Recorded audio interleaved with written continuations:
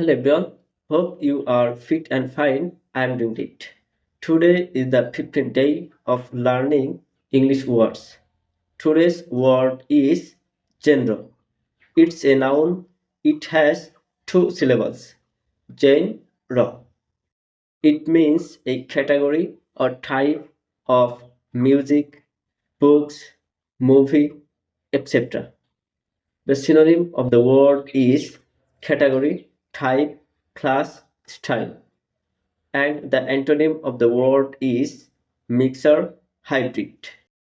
Now we can give some example of the word. Romance is my favorite genre of movie. The genre of story really exhilarates us.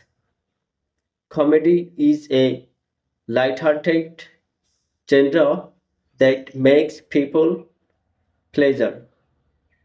The writer experimented new genre in his novel. He enjoys reading different genre of books. Thank you.